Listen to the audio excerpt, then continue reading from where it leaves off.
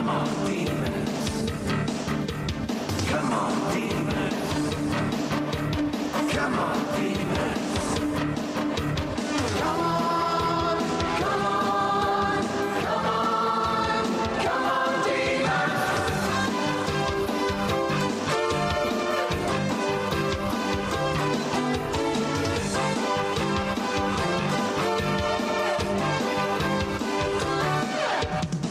I've got this feeling. Good evening, Demon fans, and welcome back to the Demonland podcast. My name is Andy, and well, our two-game winning streak has finally come to an end after a very disappointing loss to Brisbane on the Gold Coast. The good news is that we get an opportunity to atone for that loss in just 4 days' time, and for what will be our second game in a 20-day period. Joining me tonight is long-time Demonlander George. Good evening, George. How are you doing? Good evening, Andy. Very disappointed and frustrated George this week. No doubt the same as for many Demon supporters. Yeah, absolutely. I was hoping we'd get the 4 points out of it. It was not to be, but definitely frustrating. And also joining us tonight is long-time caller to the show, who is back again to co-host this week. Good evening, Binman. How are you? Good evening, Andy. I'm good, thank you. Good evening, Demonlanders. And I share George's frustration. Perhaps not as disappointed as you might be, Andy, but definitely disappointed as you, I suspect. I saw that you did mention that on Demonland this week, that you weren't so disappointed. But why is that? Why not disappointed? Is it because we took it up to a top four, arguably top two team of the comp? Well, I guess it all depends on your metrics of disappointment. I'm not sure is the thing, but if I compare that even to the Carlton win, probably a better example is both the Richmond and the Cats win. Both of them were super frustrating because, we should have beaten both of those teams, and particularly Geelong. Lions played really well. They upped the pressure in that second quarter. They took it up several levels. And we stayed with them. Obviously the focus is on us, and we didn't take our chances. They didn't take the chances either, actually, and missed quite a few gettable goals. You don't really notice them so much when you barrack the opposition side. But, I thought we played really well. We definitely could have won. That's the frustration. But we were, 19 points down at three-quarter time. Remarkable statistic I heard on the weekend. I've heard it a few times now, but I think that was the 69th game since round one when teams leading at three-quarter time has gone on to win it. It hasn't since the Roos were down at three-quarter time in round one and went on to win it. It hasn't happened, which is incredible, really. So to be 3 goals down and almost pinch it is a pretty good effort. Disappointing nonetheless. Yeah, you are correct. That was the only time this year that has happened. I heard that stat the other week. It's remarkable. If you want to join us tonight, we love hearing from Demonlanders. So if you want to join us tonight to discuss any of the topics we talk about, give us a call, 0390 163 That's 0390 163 or Skype us at Demonland31. If you're listening to the show live, you can join us in our chat room where you can ask questions, post a comment, head over to demonland.com/podcast. If you are listening to this show later on, at your leisure via SoundCloud on demonland.com or via an Apple or Android podcasting app, give us a subscribe and you'll receive updates when a new show drops. Don't forget to leave us a favourable review to help more people find us. We're also on Spotify and Stitcher, so you can get the show that way too. Go to demonland.com to find the links to your preferred listening method. Join us on social media, Facebook, facebook.com/Demonland31, Twitter @Demonland, Instagram @Demonland31, or go over to YouTube and search for Demonland Podcast and listen to some of the interviews we've conducted with current and past players and coaches. Or if you love talking about the D's 24/7 all year round, get over to demonland.com and chat with other D's fans about this great club. And now with that out of the way, I probably shouldn't have turned the lights off in this room that I'm in because it's going to make it hard for me to read my notes here. But let's get started with clearances.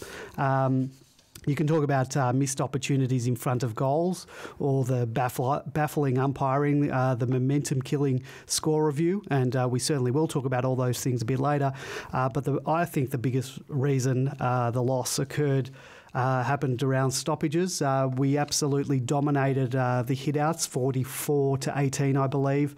But we were just completely destroyed in the clearances. At one stage, the Lions were 5-zip of centre clearances, and from that point on, I think we sort of tightened up, and I think we went 6-5 for the rest of the game. But it was the stoppages around the ground, I think, where we were absolutely smashed, 24-16. Big man, I'll start with you. It was disappointing. They sort of had the better of us, and I think there was a post on Demonland someone's just put up about how they were expertly holding us just before we got the ball to sort of stop our playmakers. How'd you see that? There was some really good posts this week, actually, in the days since the game, on Demonland. One from Jaded, who pointed out that I think she had pointed out a while back that that's how teams who beat us work max out and basically go to work on him, and they did that, didn't they? And I thought that the clearance that was statistic. There was another good post by AF, who I read today. He made the point that if we'd lost the clearance count like that at any point in 2019 or even 2018, we would have been smashed by 6 or 7 goals, and that's one reason why. I think we had a pretty good game in some senses. Our defence really kept us in that game. We could have easily been, we perhaps should have been 4 or 5 goals down by the end of that second quarter. But yeah, it's a bit of a pattern, isn't it, when teams just rove it off him. And I think they're a fantastic midfield. They're probably match us. I think they've got the best player in the league just about in Neil. Yeah. And Zorko always seems to play well against us. So, I think. Yeah, it was an area that they smashed us in, really, and we did well to stay in the game. George, did you see that post? I'm trying to actually find it now. I'm not sure where it's gone. Someone started a thread about how we were being sort of held at the stoppages. Did you notice that? Death by the pre-tackle is the thread name. Yeah, I don't think that's anything exclusive to the Melbourne Football Club. That's It got us this week, though. Sorry, it got us this week, though.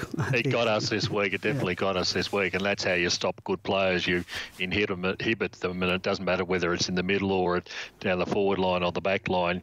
The umpires seem to be blind to it across the whole ground, but it's definitely a way to inhibit the good players. Like I said, the clearance numbers I think were 35-22.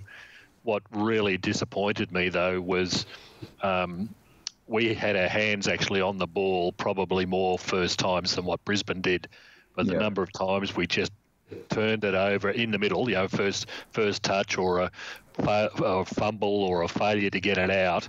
And as Ben Man said, when you've got Neil and Zorko around, who are probably the best pair at the moment in the competition, they just thrived off our failures in the middle. And I think some questions need to be asked about our much vaunted midfielders, who are getting plenty of possessions and plenty of individual touches, but when they're really shown up by a group like a pair like this, you've got to start asking the questions about the value that they're providing to the side.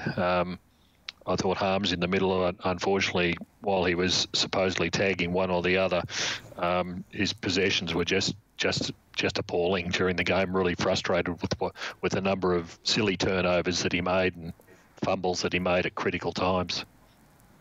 I just, I really agree with that. There was another good post that I read today.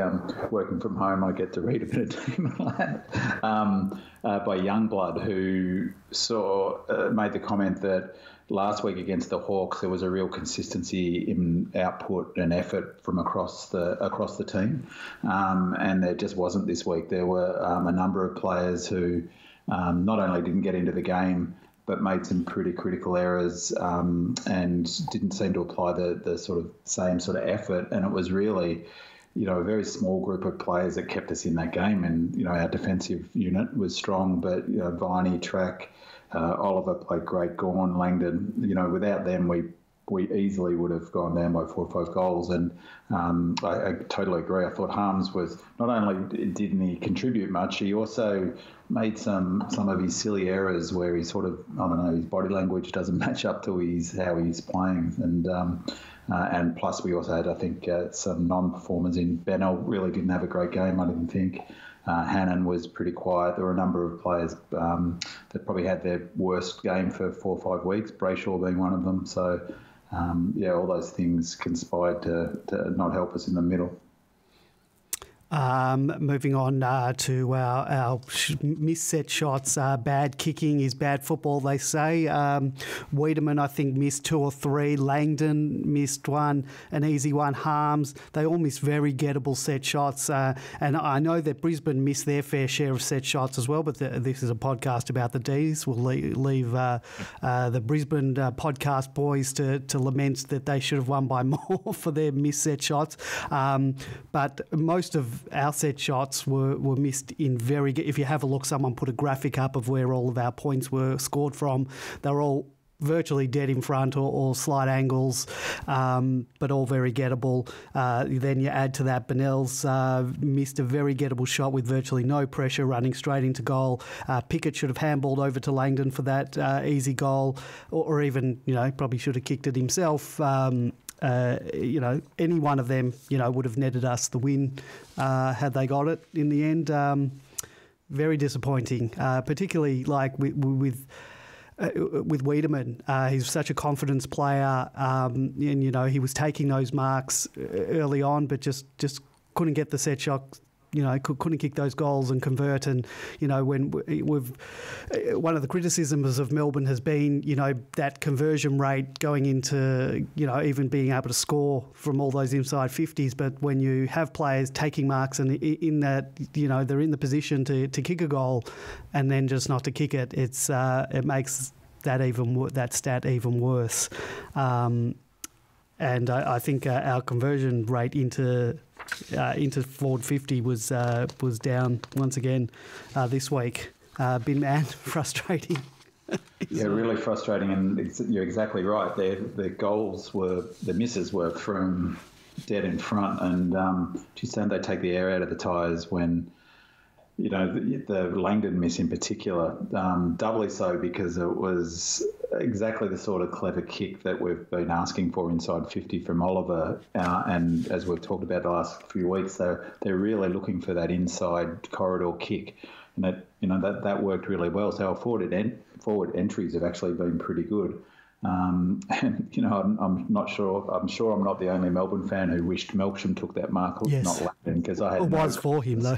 That kick was going to him. Well, they almost ran into each other. Yeah. I thought it was going to be a repeat of our 3 players missing, yes, letting a ball drop between them in the first quarter. But I just had no confidence to kick that, and really disappointing from Wiedemann. None of his shots were difficult. And as you say, all of Brisbane's, not all, but many of their misses were from near the boundary where we pushed them. So, it doesn't help your energy as a footy team. Again, I thought they did well to push past that. It's sort of typical Melbourne, so much effort sometimes for so little reward. The inside 50 efficiency, we were at 41% and they were at 64%. So it's a big difference. George? Yeah, well, really not much to add to that. It's just incredible that professional footballers from 30 metres out cannot kick through a space as wide as a goal is. I reckon I could throw a basketball through that 100 times out of 100, and even at those distances, but they can't kick a footy. And it's, as Bidman said, it's just deflating to the side. The guys have worked hard up the ground. The mids who have got it in there, or the wingers who've got it in there, have worked their guts out to get it up there, and then to see someone miss from 25 and 30 metres out directly in front is it just deflates all the efforts. And all we needed was just one of those to go through, and the game results would have been different. We'd be having a different sort of conversation tonight. Very disappointing. And on Cozzy's miss, I don't want to jump on a young player, but and his energy was good again. he's been pretty unselfish this season so far in the handful of games he's played, and a few times I've sort of wished he'd taken the shot himself, but he had to have seen Hannon and he elected to kick it, and so he missed it obviously, but it was a really critical time of the match, I thought, because we were really pushing. We had the better of the previous 5-6 minutes. We're starting to swarm them, and we just really needed to take advantage of that effort, and it was there on a plate. Even the build up to that shot at goal, we sort of got it downfield through dint of effort rather than skill, and it just it was a painful miss, but not quite as painful as Harley Bennell's miss, which was really a 2-goal play when it bounced straight up the other end of the ground, and from 40 metres out running it towards goal, Cameron slotted it. What is it, MFCSS, is it? I didn't think Cameron was going to miss that goal. No. But then again, I didn't think Bennell was going to miss that goal either. As one of our posters said during the week, we've watched all these videos of Bennell slotting it from outside the fence through the goals, and yet he manages to miss that one. Very frustrating. We've managed to Melbourneise him, I think. Yeah, it's looking that way. I had to laugh. I was reflecting last week. We were talking about how confident we were he was going to kick that goal from 20 last week, out against the Hawks. So. Well, that's why when he was running in, I was like, this is a goal. Last time I'll do that. I was actually surprised to see our disposal efficiency stats compared to theirs. We actually won it 60. We were almost 69%. They were 66.7. But I thought that they handled the conditions so much better than us. So I was surprised at that stat. The slippery conditions, I thought, cost us. In the dry, our disposal isn't exactly clean, but I think we seem to lack a bit of execution and polish that I thought that they had, but the stats tell me something different. But maybe it was just the ball handling skills. I thought they were able to pick it up off the ground better. We were fumbling a little bit. Harms dropped it a couple of times, was a bit fumbly. Brayshaw was also fumbly. Conditions certainly didn't suit us, but I guess weather doesn't suit many teams. But, we had, it wasn't raining during the game, but it had pissed down prior to the game, if you saw the vision of the rain coming in. Over the last couple of years, I've sort of been observing the lack of wet weather smarts that we seem to have. There were times, even in this match, you watch the Brisbane players kick the ball off the ground when it's in a tight situation, and our players seem to want to pick it up. It's something not all the time. Jetta decided to kick it off the ground rather than pick it up. When it's in the goal square, that's a good idea. But just in general play, that they just don't seem to have the wet weather smarts. Maybe it's the nature of the way football's played these days that the young players don't get to see much wet weather, muddy, sloggy, slippery conditions anymore. But it's disappointing when you're yelling at the television set, just kick it off the ground, and over they go and bend over to pick it up and get caught for holding the ball. The other thing about wet weather, and I don't think it was that wet actually, I was saying on the radio when I was listening beforehand that it was still a bit of rain, but it dried pretty quickly, I think. The skills were, I thought, pretty good generally, but, as I've noted a few times, our biggest problem, I think, is our lack of skill, and I think it's one of the greatest football myths is that wet weather's a leveller. I think exactly the opposite. The more skilled players always do better in wet weather, and the opposite of that is the less skilled players, which we've got a number of them, do worse. We'll move on to my least favourite topic, and that is the umpiring. Inconsistency in umpiring, and we said it last week, it's from game to game, from quarter to quarter, is extremely frustrating, and I'm not suggesting that this is a reason for the loss. It certainly is infuriating. Surprisingly, we won the free kick count 21-19, but once again, it's often the free kicks that are not paid one way, but they're paid the other way, or the timing of when it happens. This inconsistency, George, we talked about it last week with the holding the ball, inconsistency with the unrealistic attempts at marks. The 15-metre kick rule is now probably one of my biggest bugbears at the moment. The Pickett getting pinged for 2 dangerous tackles, and I've watched them again, and I can't really see where the danger was. You see these tackles all the time. I think he actually was fined for one of them. He was fined for... The second one. No, he was fined for the first one. Oh, was it? Yeah, it wasn't the actual sling tackle one. He was fined for that. Well, I wouldn't even call it a spear tackle, because a spear tackle is when you dump someone on their head. He just ran full on at them and straight at the guy, and the guy fell over. I don't know. I can't see. There was the Melksham decision. He took a mark. I'm not sure. Do we know whether he took the mark or not? Because if the ball did in fact hit the deck, he was instantly jumped on. What's he supposed to do? There's no prior opportunity there, and it's called holding the ball. Omac got called holding the ball against him. He clearly got a knuckle to it. All right, the umpires sometimes miss that, but there were numerous instances of Lions players being tackled and the ball spilling out and its play on. And then add to that the score review thing, which absolutely cost us the momentum at such a critical juncture in the game. We were sort of away with the ball. Big man, do you want to take any of those? Or do you want to add anything? We've got to finish this before midnight. I do my best to be sanguine with the umpiring at the best of times, but like you said, I think we got one more free kick than them. But I think for me the most frustrating one is not the ones that are paid; it's the ones that aren't paid. As we talked about last week, the inconsistency, and there was just some terrible non-decisions where we should have got dropping the ball, even in the old, last year's interpretation of the rules. And I think that's, for me, the critical word is interpretation. It's just ridiculous that they interpret rules differently week to week. And there were just some horrors from both ways, actually. I think we got a couple of really lucky free kicks, it must be said. I thought, though, there was one where it was just before we came on, I watched a few of the AFL's Stats Pro, and I watched Harley Bennell, and he got, there was a big pack. He tackled I think McStay. McStay appeared to drop it.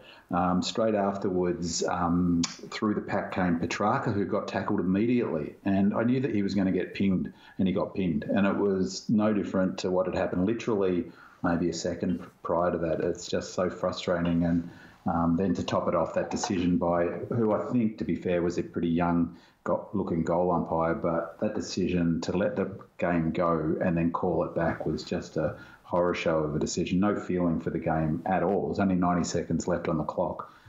Just a terrible decision. There were the other inconsistency was pointed out on Demonland tonight was the 50-metre penalty against Bailey Fritsch. When I looked at it at the time, I thought that Bailey actually played over sort of played it, but he was pushed down by the Brisbane guy right in front of the umpire. But just a few minutes prior to that, that same player that got the 50 did the same thing to Petrarca, where he prevented Petrarca from picking up the ball at first, and then even the second time, right in front of the umpire, prevented Track from picking it up again. And nothing. There's no 50-metre penalty. So it's just the inconsistency. I'm not asking for that 50-metre penalty against Petrarca, for Petrarca, but it's totally inconsistent. George, I'm sure it it riles you up too. Yeah, and not just me, all the Melbourne fans, but look, it's across the board, and it's really sad in a way, because if you watch other games, exactly the same situation and the same. Similar sorts of failings are occurring. I'm just grateful at the moment that Ray Chamberlain's hubbing in Western Australia, so we won't see him for a while at any of our games. But I think there's some really fundamental problems with the way AFL umpiring's being run, and has been for a number of years. Firstly, they need to make them professional for a start. We've got a whole stack of semi-amateurs running around at the moment. I'm reminded of a story I heard a couple of years ago now of a guy who was an umpire in the Essendon and Districts League, who was in his early 20s wanting to progress to AFL. Went to the umpiring school, and they weren't interested in whether he could umpire or not, but all they were interested in was whether he could run 3 kilometres in 9 minutes.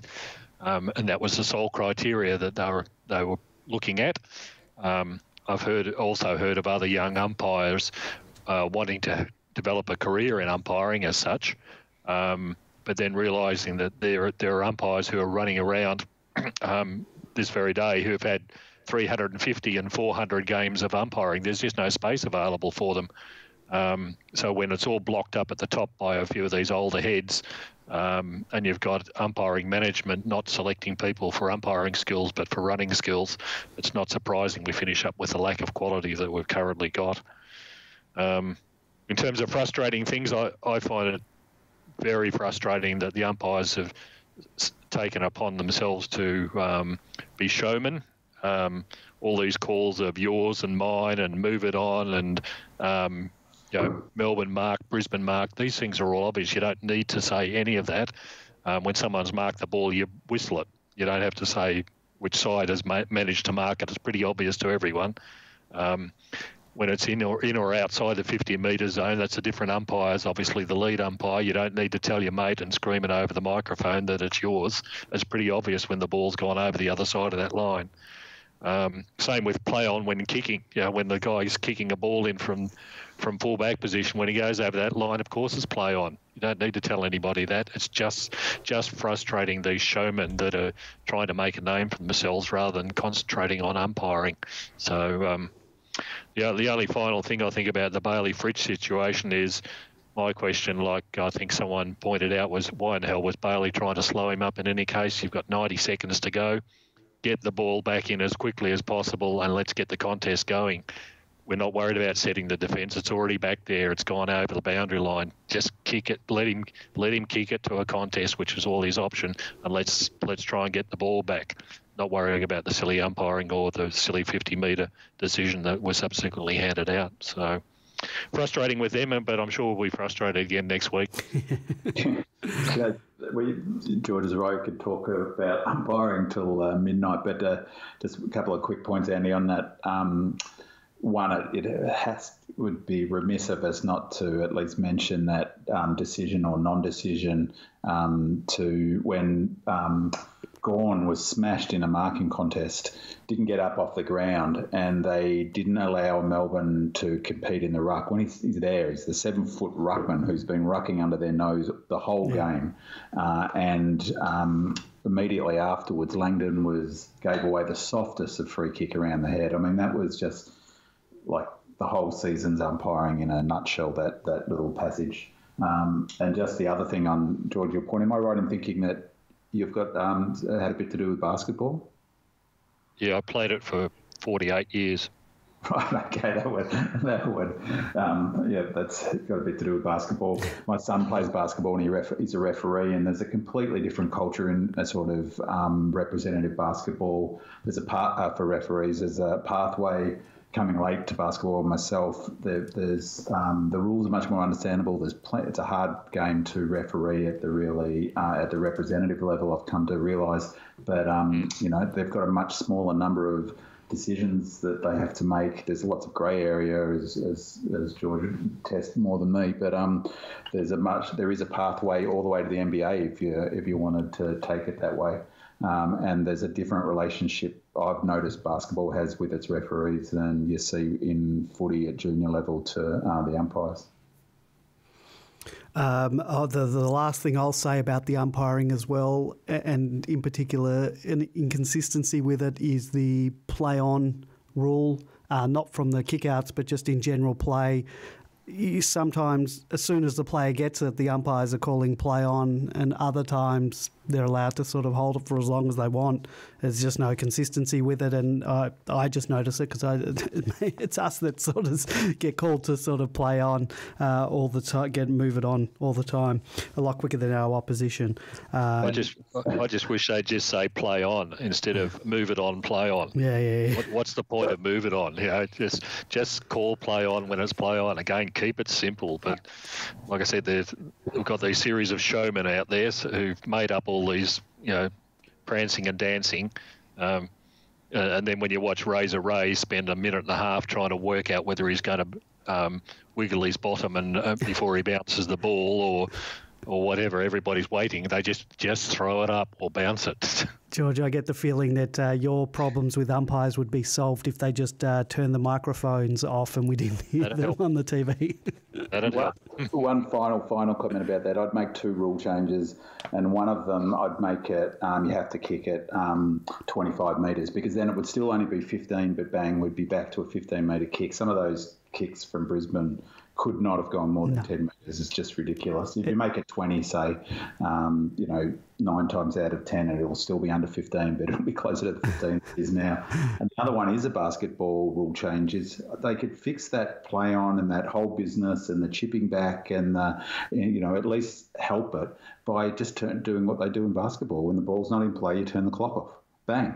It's simple. Then they could take an hour to go back. It doesn't matter. They're not wasting any time. So the opposition isn't under any pressure to go up to them, or the reason why there's pressure and why they're calling play on is because the clock's running.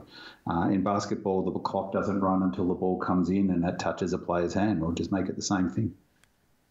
Yeah, makes sense. Let's talk about the last 4 minutes. I thought we made a mistake by. Didn't appear that, and look, you can't really tell on TV, but it didn't appear that we were manning up, and I think we lost some crucial, when you talk about 4 minutes, crucial 30 seconds to a minute. With that, it can be costly. Hannon's kick wide to Fritsch, again, we couldn't see what was downfield. From what I could see, Viney was open, sort of a bit close, sort of on near the 50-metre arc.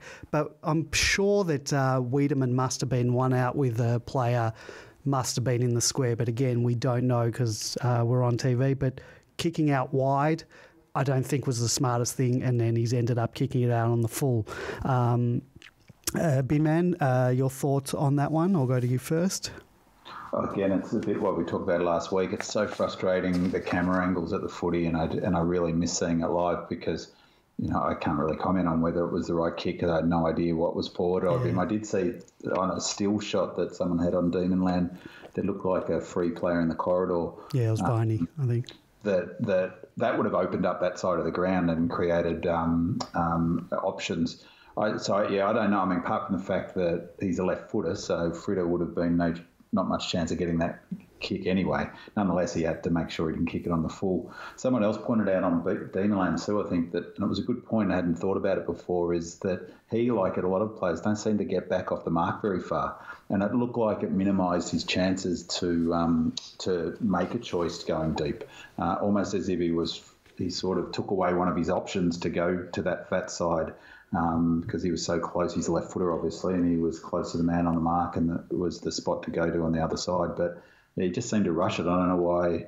Maybe he thought the time was further advanced than it was. But without being able to see what his options were, it's pretty hard to be critical of him. I noticed this a few times. You just mentioned it about being too close to the man on mark. We do that quite often. We had a few times where it was touch. I think Clary did it. Omac did it.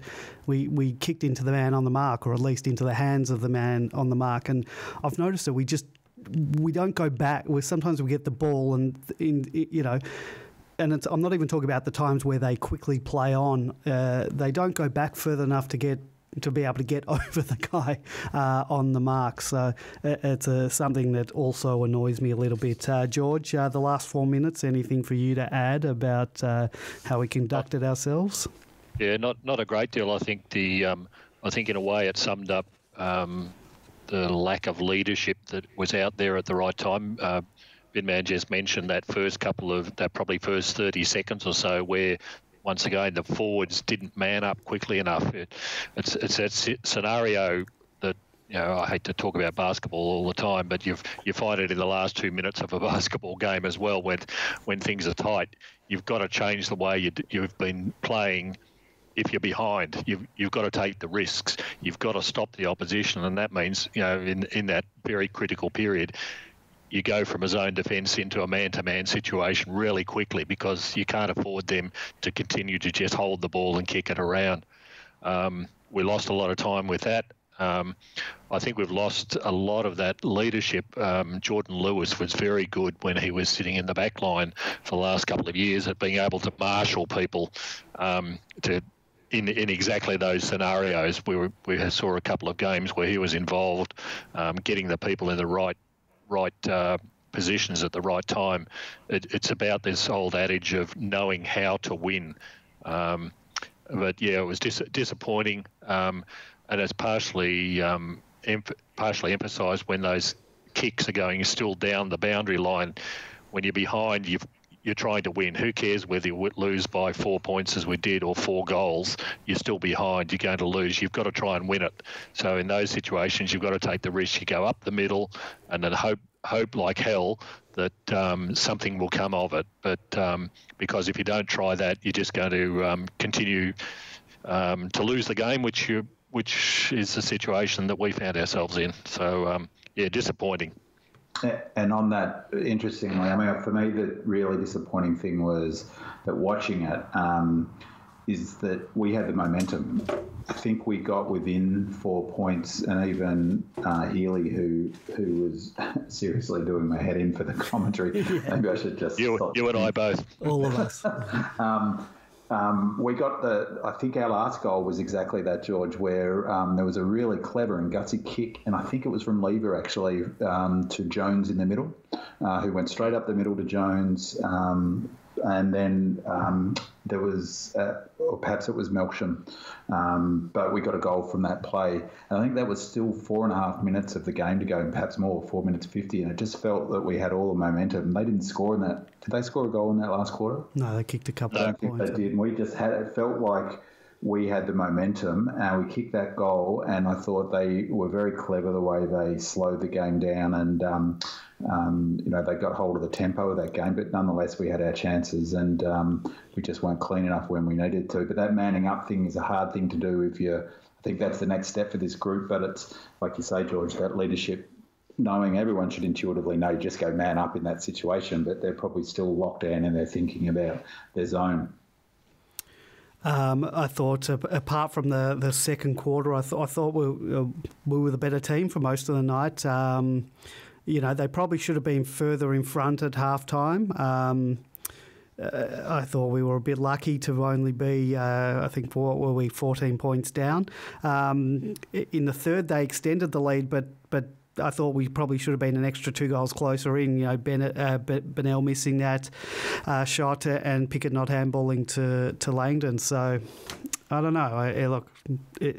Again, it was not the ability just to fall asleep in one quarter, which has been a bit of a pattern with this team through the last couple of years. That's why in that match, Andy, in that quarter, I think we did a fantastic job, I thought, defensively of giving them few options ahead of the ball, and we're really well structured and set up now ahead of the ball and defensively, and we'd done well. Even the commentators were making the point to only be 8 points down. It really did feel like they were dominant, but the score was 8 points difference, and that was when Langdon was given that free kick for too high against him after Maxi couldn't compete in the ruck, and that's where umpiring decisions can be so critical in the timing of a game. So suddenly they got a little bit of benefit for their domination of that quarter. They went to 14 points from memory. And I'm not sure, did they score another goal at halftime? Was it 21 points the difference at halftime? I thought it was, I could tell you very quickly.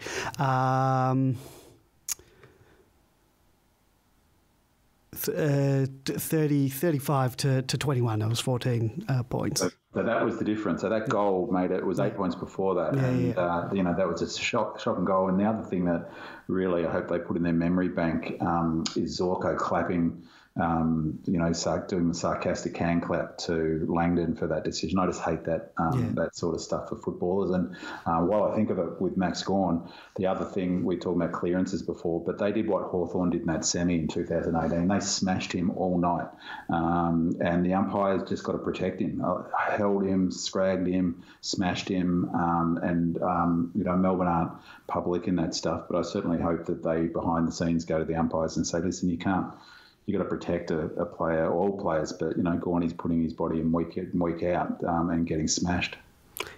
Yeah, it seems to be the go-to. And you'll see a lot of teams will do that to Max. They'll rough him up because there's no protection of him if you go back to that game against Port Adelaide in round one where it happened to him. Also, just on Max, he dominated with the hit-outs, but possibly because of the conditions, he wasn't as effective around the ground in terms of the marks he usually takes. And we were going with our kick-outs, we were kicking to him every single time, and we just weren't getting the same marks. And I think it's obviously down to the wetter conditions. He just wasn't taking those marks this week.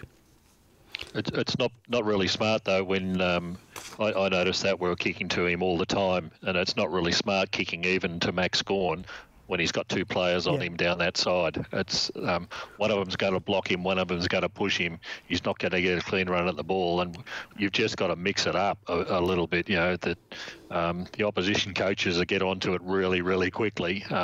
If we continue to do that, we'll see the similar sorts of results in the coming games as well. We probably should have used maybe Salem to kick out and then have May on the other side or something like that, just try to mix it up. Mix it up. Go ahead. The other one, is the kick from the forward pocket, which is opposition teams tactically now just allow that kick from the kick out into the pocket all the time. And often it goes to lever. They allow lever to have that kick. Or Salem sometimes. Salem sometimes too. And I find it really I thought Lever's been actually fantastic the last 2 or 3 weeks, or a lot better, that's for sure. But he's got no confidence with his kicking, and he never looks to the fat side and always goes down that line. So not only, as George says, you've got 2 or 3 players on Maxi looking to give him a good hit too when they can, everyone's folded to that side as well. So even if he does, the ball hits the ground, they've got an out number. Even if he does mark it, he's kicking to another out number, a pack on that side. Occasionally they've got to swap to the other side and go for that open player, even if it means risking kicking across goal and turning it over. But AFL footballers should be able to kick 40 metres across goal and hit a target. Speaking of our back line, a shout out to them. I thought they were pretty solid again this week. We kept, Hipwood last time sort of gave us a bit of trouble, kicked 5 goals, I think 4 in 1 quarter. They didn't really bother us this week. May did a really good job on him, Lever is starting to have some influence after the shaky start to the season. I thought our back line worked really, really well. Boys, your thoughts on that? I'll go first then. I should put it to someone. I usually do. Yeah, we talk over each other most of the time.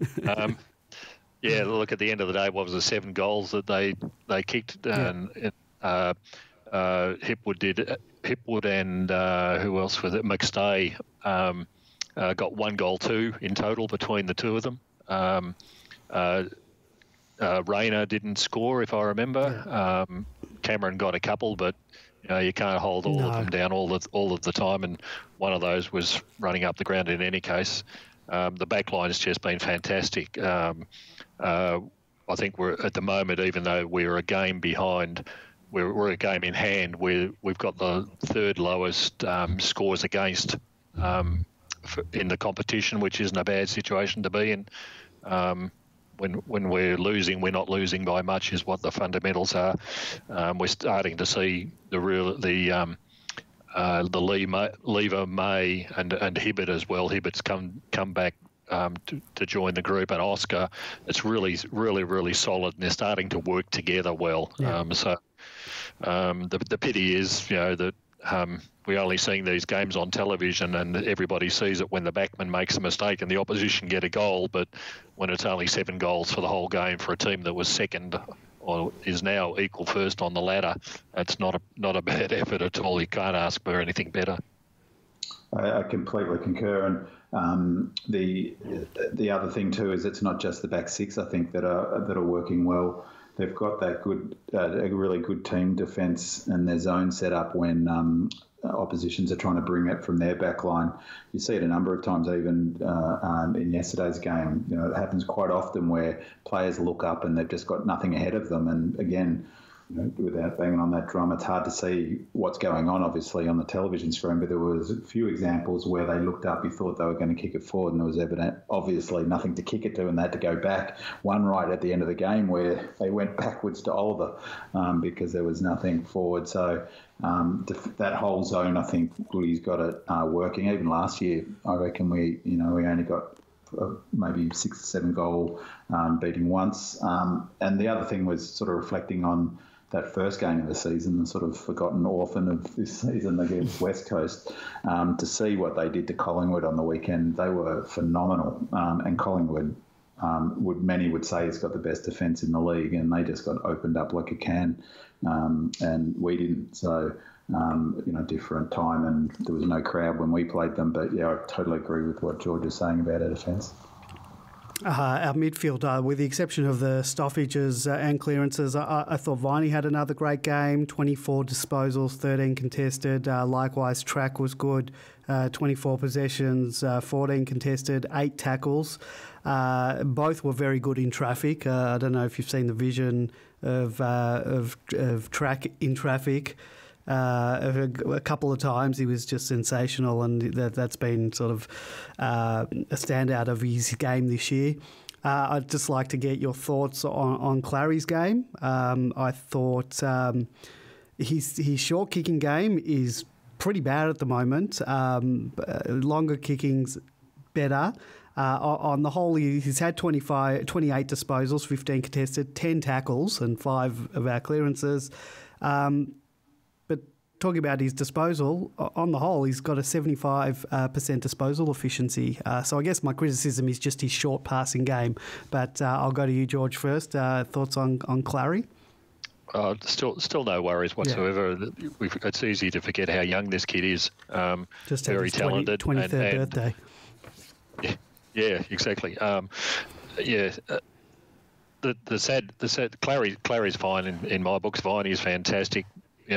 I think in that last quarter he was one of the reasons why we actually got it back into the game. But sadly, the reality of this game in particular was that the mids were beaten. That they were shown what a top of the ladder midfield looks like, and if that's what the standard you've got to get to, then that's where you've got to go to be able to be successful in this competition. So, the numbers look good, the stats look good. But you just got to do that little bit more that the Zorkos and the Neils were able to do. So. You made the point earlier, George, which is a good one in terms of the way they set up and sweated on us to get the ball. And they were really damaging. The number of times we looked like we were going to get the clearance, and they ended up getting it. We talked about goals. You're missing goals. Sort of deflates teams. I always get deflated when you think you're going to get a centre clearance and they get it. It's just like, especially seeing they work so hard for it. On Oliver, I thought he was fantastic, and one of the best things that for me in the whole game actually was his attempt to chase down Cameron when Cameron got out the back and kicked his second goal. He was never going to get him, but what I was super impressed was that he kept trying and went, because there's been times in the past I've been critical of him for not doing exactly that, and he was terrific. You could see he was about to bust a boiler. Trying to get him and didn't quite get there. And also his short kicking hasn't been too bad, Andy. I think he did hit that one to Langdon, the one that Langdon marked, and there were a couple of others that he hit to Track, I think, in last week as well. So, he's making better decisions, and so is definitely so is Viney. Just one more thing on Oliver was I had to laugh. I'll put it in my case file of annoying commentary that's going to one day cause an aneurysm, I think. What's his name? That ex-North Melbourne player was commentating that game, who just seems to have come in and just immediately gone to the top of my list of most annoying umpires. Del Santo. At one point, Del Santo, that's right. At one point, Oliver got a free kick in the centre, and it was so amazing. I couldn't believe it. I was trying to think, how he so infrequently gets free kicks for scragging. They're always scragging him. And Del Santo said, look, it didn't look like a free kick, or that was a bit soft, and I was thinking exactly the opposite. the whistle went and Oliver looked confused, and Del Santo made a comment that, that's always good evidence of a player not thinking it was a free kick, thinking it was going the other way. And I thought exactly the opposite. He was so shocked that he got a free kick. I think maybe that's what he was alluding to, the commentator, that he's not used to getting free kick. Well, that's the way I thought, or maybe it's just because I was shocked as well. But he genuinely looked shocked the free was coming his way. So, I thought he had a terrific game. There's been a bit of criticism in this whole year of Melksham's game, but I thought he showed a bit of class particularly in these conditions. His 3 goals were critical in keeping us in the game. George, you'll be happy that he was able to lay 1 tackle this week as well. Yeah, it's a 100% improvement in that case, isn't it? I think they've moved him a bit further up the ground from where he was playing earlier on. But look, very pleased with what he was doing. Contributed well. No complaints about it this week. The sad part was that he was all on his own this week. We had, I think Melksham got 11 or 12 touches in the forward line, but the rest of them, Hannon with 4, Pickett with 5, Jackson got 8. Wiedemann only got 6 and Fritsch only got 6. And of those 5 players, exclusive of Melksham, they had a total of 29 touches in the whole game. And Harris Andrews and Darcy Gardner had 26 between them, who were the backmen. It was really telling our forward line just did not function. The critical goals were coming, like in that last quarter from Viney and Jones. The forwards had their opportunity, they just didn't take them. They weren't only kicking the goals when they were given the opportunity, they just weren't getting them in the first place. So we sadly, it's all in retrospect, but I think we really missed Tom up there. And I think he'll be an easy in for this week. You can't afford to have 5 out of your 6 forwards getting less than 30 possessions in total for the whole game. Yeah, which sort of goes to the point that I made earlier about the unevenness of the performance across the board. There were just too many players who didn't give enough, wasn't there? And Hannon, you would have thought those sorts of conditions would be perfect for Hannon. A bit slippery, suits his pressure game, but he just didn't seem to be on. And I think I forget who it was, which of you said it, but there was a lot of fumbling and just not clean grabs. And I thought it was, Hannon in particular was, and also I think Bennell. And I guess that's the challenge for us in the sense that if you look at who scored their goals, they're mid-score goals, opposition mid-score goals against us, because they're the ones pushing into those open spots that our zone creates. And ours don't kick enough. And that's probably the one area I'd love to see Oliver improve. I think he kicked 18 goals in 2018 and he hasn't kicked one this year so far. So I'd love to see him get forward and kick a couple of goals for us. So you just mentioned, George, you had mentioned Jackson. Didn't have huge stats, but he's done a few nice things. I'm really sort of liking, the limited stuff we've seen of him in games, but I'm starting to like a few of the things that he actually did do. So obviously would like to see a bit more contribution, but he's getting there. I'll move on quickly. Thoughts on Brayshaw this year? Only 9 disposals, I thought was very sloppy and fumbling. A shadow of his 2018 form, that saw him place 3rd in the Brownlow. I think I'd much prefer we gave games to maybe Sparrow or Jordan and see what they can produce in his position. Big man, Brayshaw.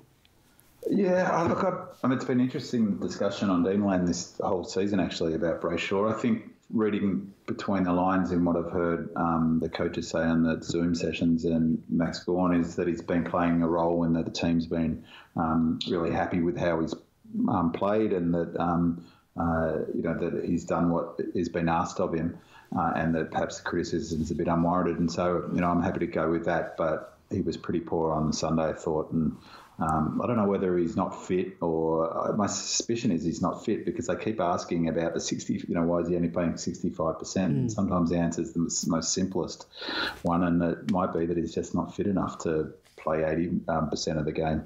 The other issue for him, obviously, is that you've got Track now into the midfield, and your best three midfield now is Oliver, Viney, and Track without a question.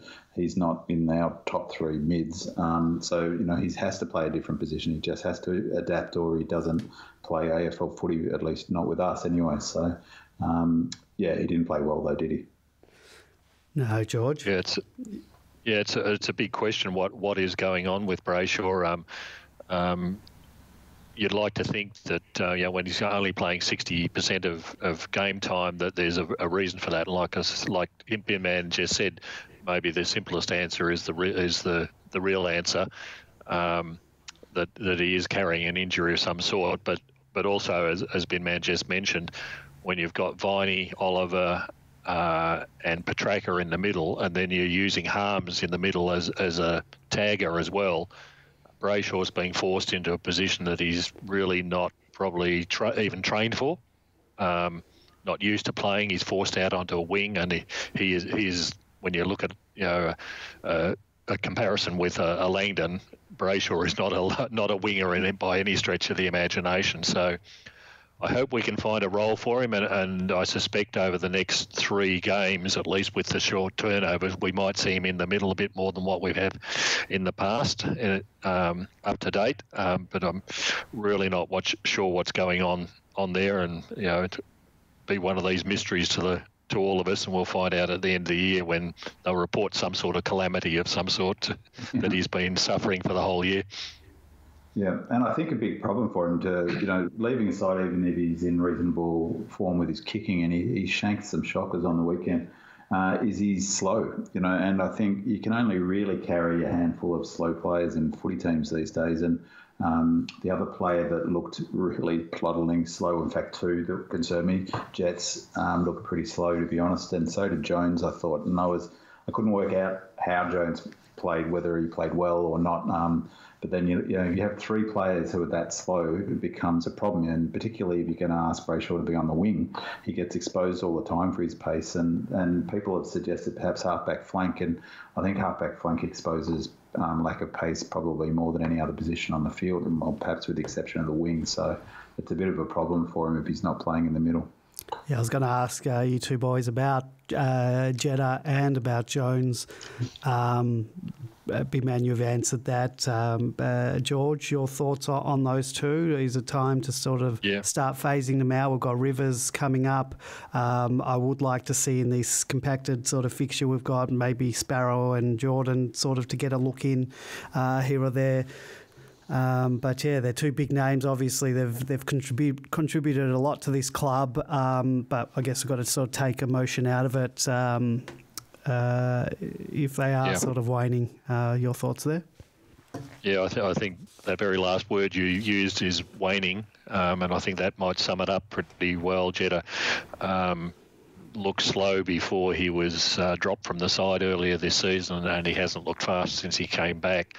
A couple of times in this game, he was just that half a yard behind the player, whereas in the past he was right on their shoulder and in there and competing and spoiling. Sadly, this game goes past you very, very quickly, and sadly, I think it might have happened to Jeddah.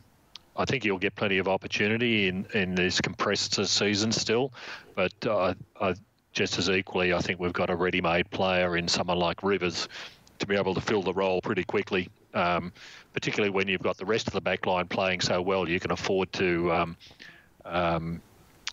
sort of have a younger player in there. Lockhart seems to have found his feet now in the back line, and he was doing some fantastic things even in this game. But for Jets, I think the writing may well be on the wall. Jonesy, it's his first game back, and he looked very slow in wet conditions. But again, the writing may well be on the wall there. It's a very sad situation to see arising. But the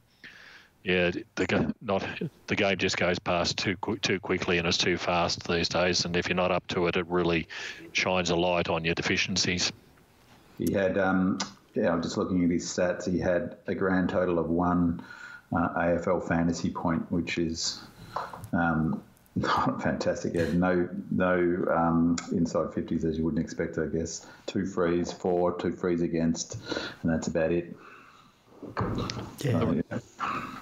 The one thing I'd add about Jeddah was I was absolutely, utterly furious with the commentary of Gerard Healy, where he kept on whinging about how he shouldn't lead with his head, and you only had to look at the replays on the telly on the day to know that he was smacked in the head by McStay. And as we've seen tonight, McStay's got 2 weeks for that privilege.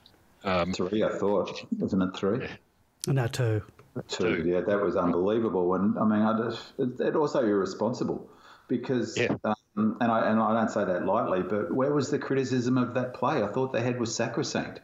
Especially the second one. I mean, the first one not so much because it was just an accidental knee, but the second one, sure, it wasn't good technique by Jeddah. I think that's a bit to do with his speed. Normally, last year he would have turned his body and took that side on, but he still didn't do anything wrong.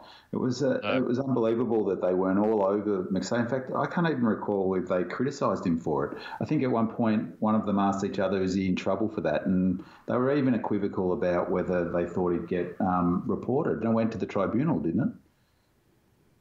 No, it was match review. Match review. He could accept. I couldn't believe that. I don't know what he was on about, really. I think that another one that he should probably have a word to someone about. I wouldn't have been surprised if the cameras had gone over to wherever they're commentating from and he was wearing a Brisbane scarf because he was all but barracking for Brisbane for most of the night. As were the other commentators. I just agree. He said on that just before we came on, I was watching the vision, as I said, and at one point, it's a funny way of watching as it slices up the game, but he said at the halfway mark, this is the bell, well, he didn't actually say it, this is the test for Melbourne. They were 21 points down at that point. If they're not close by the end of the game, they're not going anywhere. And so, it was nice that we got close at the end of the game. It's a complete overstatement, ridiculous. So you could, would he say that about Collingwood over there? They got flogged by 60, 70 points and in no better shape, on the ladder than us, really. With us with a game in hand, I thought, it was just appalling with some of his commentary. So how do you see us? There were a few people lamenting the fact that our season is over, and I was a bit baffled by that because I would think with, what are we, a game and a half outside of the 8, we've got a game in hand still. Season's far from over, particularly with results we've seen sort of go sort of either way in a lot of games. Season's not over, I don't think. We really do need to get a win this week. We wouldn't want to have too many losses, I guess. But the season's far from over yet. How do you see that, George? Yeah, at the start of this 17-game stretch, the end result is basically you've got to win one more game than half the games you play in to get into the finals, just on rough statistics. So you've got to be pretty well level pegging. We're now 3 and 4 we're now a game behind where we need to be. And I thought before these group of 4 games that we would have to beat either one of Brisbane or Port to sort of keep the that level pegging situation up. We had a great opportunity to win this game, and I think we managed to stuff that one up. So the real test is now Port. I think I said last week we had yet to play the bottom 4 sides in the competition, but just as equally we hadn't played the top 3 sides in the competition, and now we're playing 2 out of the top 3. So we'll find out where we really sit. It's not over yet, but it starts to make it very, very difficult if you start not getting, like I said, winning half your games. When it gets to the other end of the season, you don't need to be behind. And also we haven't got a great percentage compared to other sides sitting around the 6, 7, 8 point at this stage in the game. That's where it's going to be important when we do play. I think we still play 4 of the current bottom 5 that's where that's going to come into play. I'd say if we the game I'm worried about is that Adelaide game. I think they've got the bye this week, and then we play them. I wouldn't want to be that first team to go down to them if we were to lose to Port and then lose to Adelaide. I'll call it the season then. But it's those games against the Adelaide, North, Sydney, Fremantle. We've really got to bank not only the wins. I think we've got to bank some percentage, and then after that we've still got obviously Collingwood, GWS, the Bulldogs, St Kilda, who have all on their day at the moment can be pretty good, and of course that make-up game against Essendon. This is where I might channel Grapeviney, Andy.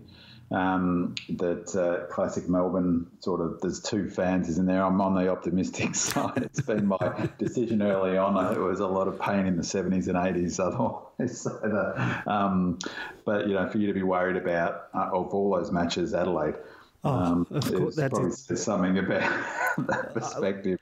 I think one of the reasons why I was really pleased with this match is that I actually wasn't very confident at all in this game. I thought we proved we're close to a top 4 team. We played them in the home state, not on the home patch.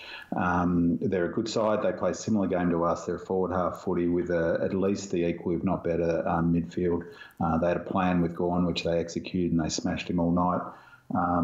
So coming into it, I wasn't super confident of winning. A win would have been a bonus. I'm super confident that we'll make finals still. And the one positive for me being a punter is that me and my mate couldn't get on before that game to make the 8, and now we'll get slightly better odds than we would have. We did back us to win the flag, and I might go again because we'll get better odds again. If it doubt, double up, yeah. But I'm really confident on Port. We match up well against them. They're a younger team than us in some respects. Well, they are, I think, probably. They've got three of their key players are young. Rosie, who seems like a star. Marshall's out, so that's a huge out for them. And the other one's, what's his name? Dersma. And I think that their structure is very set around their forward line and their bigs. I forget what's their big called? Dixon. Dixon, yeah, they're very structured around. He's important to their structure. If we can shut him out, I expect May will go to him. We match up super well against Port, and I'm really confident of winning this game. They're going to travel. It's sort of our home game. We've just got to travel down the highway, not even as far as we had to from Metricon. And there was a huge bonus. Speaking of the Adelaide game, there was a massive bonus in this festival of football. I couldn't have been any more happy for a premier to say Victorians aren't coming to their state, because to play that game against North at Metricon or Gabba, not down in Tassie, is such a win. And personally, I think it's almost sort of going to be the difference for us making the finals or not. Yeah, it's huge not having to do that, particularly with, I thought we copped the worst of the lot with what we've got to do in that short, 5 games in 20 days, travelling to Adelaide, having to travel to Tassie, all with short turnarounds. That's the best result for us, not having to go there, so fantastic. Yeah, we went from, I'd say, the third worst, because Collingwood and Geelong have got a pretty shocking run in that period, to one of the best, I reckon, now. Yeah, I'm happy with it. Go ahead, George. Yeah, sorry, I watched the Adelaide St Kilda game this week, and I'm reasonably confident about our chances, having watched Port. You may not be aware, Port's Scott Lysette, their main ruckman's been out for the last 2 weeks, and they had a 20-year-old Scott Laddams, I think it was, who was in the ruck, and St Kilda absolutely, utterly pants them in the middle because they played Rowan Marshall and Paddy Ryder, and they just gave the Port mids no first touch of the ball at all for the whole game. So St Kilda were just pumping the ball forward, and eventually they just overran them. Port also don't have much of a back line currently. They've got Hamish Hartlett and Gardner, I think. Jonas. is the other backman. But really, the rest of their backmen are all no-name youngsters at the moment. So when you've got people like Rosie and Durs who are also doubtful, I think we've got a really good chance this week, of particularly with Gawn in the ruck, if he can provide the same sort of service to our mids as he was able to this week. But Port don't have the same level of midfield dominance that Brisbane did by any stretch. And that's exactly right. And I think that's why I was never super confident against Brisbane, and sort of conversely pretty happy with how close we got, because they do have a fantastic midfield. It's the same with the Tigers and Collingwood. That's our one wood. Those clearances, those numbers were pretty amazing. How badly we got beaten in the clearance. That's not going to happen. It's simply not going to happen against Port Adelaide, and their midfield is nowhere near ours. And so I think that we match up super well, and also in the game style we match up well. They're sort of different enough. If they attack, that suits us. They don't have a good, sort of the skill, not so much the skill, but they're not great at tempo footy, which is what we struggle against a little bit. So the more they attack, the better for us, which is exactly what happened against the Saints. They kept on attacking, and the Saints just lapped it up. So yeah, I'm pretty confident of this game. Yeah, one thing that worries me is what's coming back in the side and being the difference kicking six, because that would be MFCSS. Just to give you another example of Port's desperation in the back line, they had Westhoff playing down back for most of the game. Now, normally Westhoff is well and truly forward and tends to be a nemesis for us whenever we play him. But yeah, he was their last desperate effort quite often down in the Port back line this week. And yes, the Saints just overran them. It was a pleasure to watch. Before we go into our changes and wrap up the program, we played a practice match where our reserves, we'll call it, but it was a strange combination. We played Carlton, but it wasn't just us. We played with Richmond and Essendon players as well. Alan Richardson coached a team. It included 9 Melbourne players, and it was a 16 versus 16 game. So the other spots were taken up by Richmond and Essendon players. And we won, but more importantly, Tommy Mack kicked 4 goals. According to Richardson, Spargo was quite impressive, as were Sparrow and Jordan, who were both strong in that they were our players who were in the midfield. And Rivers and Joel Smith were in defence. So Tomlinson didn't play in the match. He was the carryover emergency for the Brisbane game. Changes this week. What can you see happening? Big man, I'll start with you. I don't think Jets will be selected, and I'm not as confident as George was that he'll get another shot at it this season, actually. And I fear a little bit. He's one of my all-time favourite Demon players. I'd hate to see him having played his last game, but to be honest, I wouldn't be shocked if he has.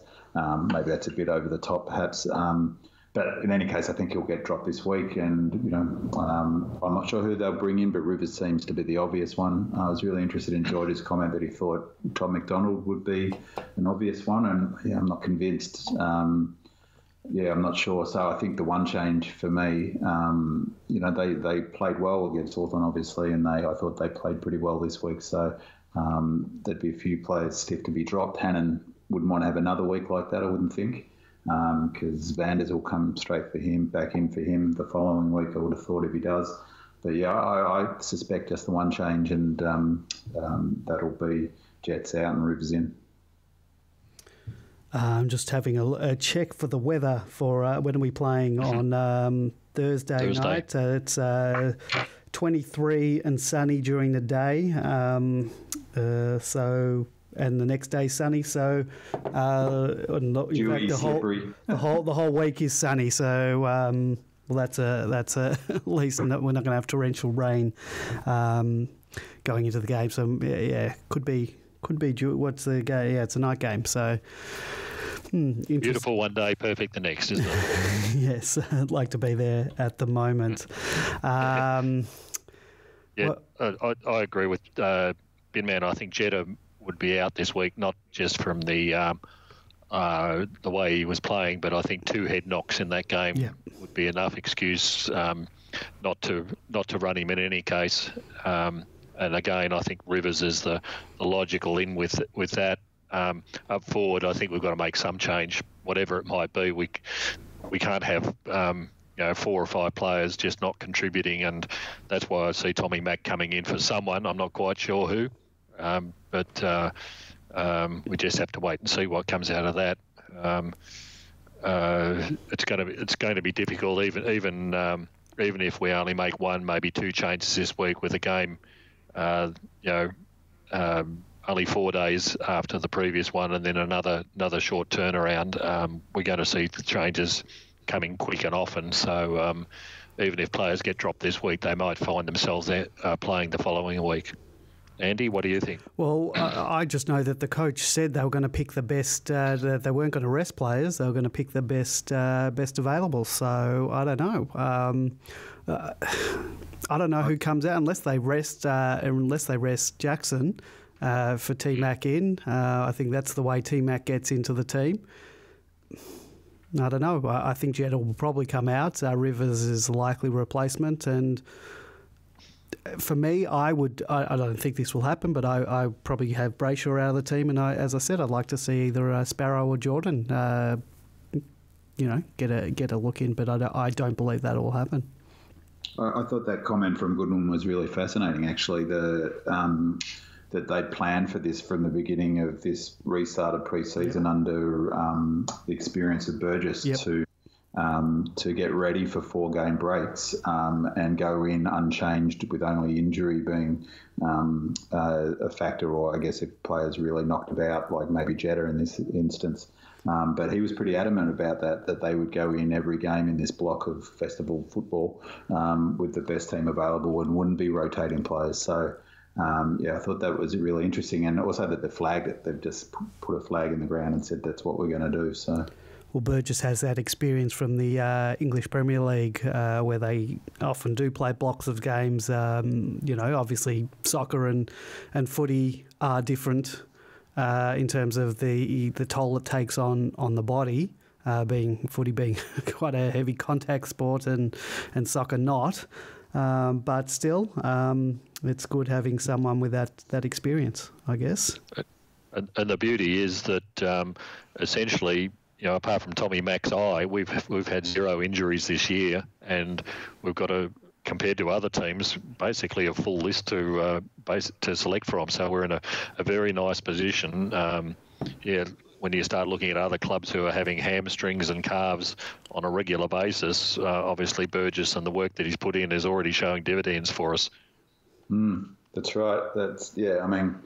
And they are looking pretty fit, I have to say, with maybe a couple of exceptions, but they do look fit. And we've been running, we've ran Geelong, Richmond, now Brisbane. They were starting to flag. That line was sort of couldn't come closer. The finishing line couldn't come quick enough for them on the weekend. So we are looking like we're in pretty good shape fitness-wise.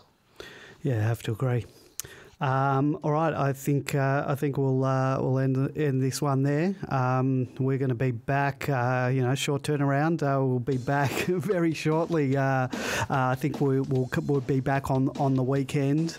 We'll have a special guest. We're going to be talking to a couple of Melbourne supporters have put together a podcast series called No Merger about the Melbourne Hawthorn failed merge attempt in the late 90s.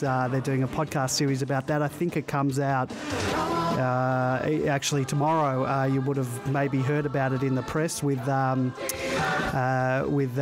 story about Don Scott talking about, I might just take the music down. Do you boys want to quickly talk about this? How Don Scott, did you hear about this? Don Scott in the paper this morning talked about the Hawks, claiming that the Hawks allegedly cheated the salary cap back in the sort of late 80s, early 90s in terms of paying players.